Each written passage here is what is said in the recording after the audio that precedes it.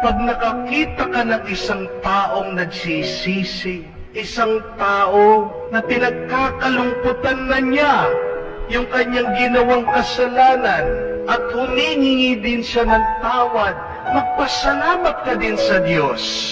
Dahil madalang lang yan, malimit lang yan. We do not see this every day. It is also a rare sight to see somebody who is asking forgiveness. Somebody who is remorseful of their sins, of the evil that they had done. Mas malaki pa nga yung tsansa na tayo ay makakapulot ng pera sa kalsada. Mas malaki pa nga yung tsansa na ikaw ay makakakita ng kayamanan pag-uukay mo, kesa sa makakita ka ng isang taong nagsisisi. Mas malaki yung tsansa na ikaw ay manalo sa loto kesa dun sa tao nakasakit sa iyo ay babalik at hihingi ng tawad. Pero pag yan bumalik sa iyo, lumapit sa iyo at humingi ng tawad sa iyo, hindi ba parang nanalo ka na rin ng jackpot? Yung pagsisisi sa nanggagaling yan sa Diyos.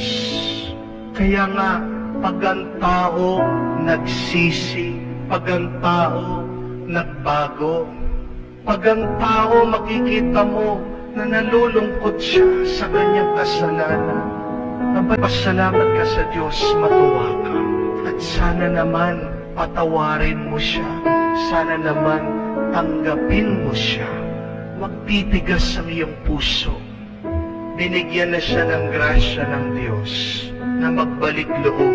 Tulungan mo siya para magdire-diretsyo na yung mabuti at banal niyang buhay. E paano pag hindi pa rin sila nagbabago?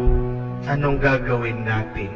Sundan natin ang mabuting Ama na walang awang naghihintay.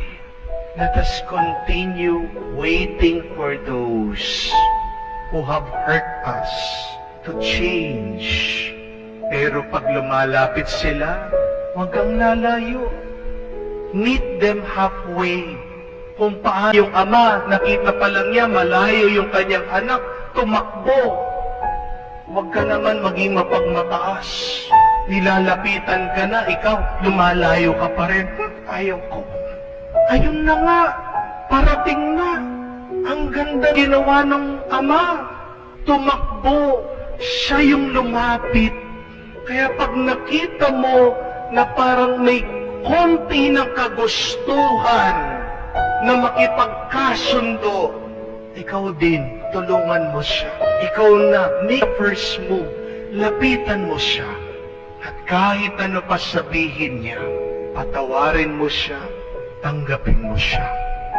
Sino yung mga tao na hanggang ngayon, parang mga kutsilyo na nakasaksak sa ating mga puso at isip? Sino yung mga yan na hanggang ngayon, iniisip mo at nakakasakit sa iyo?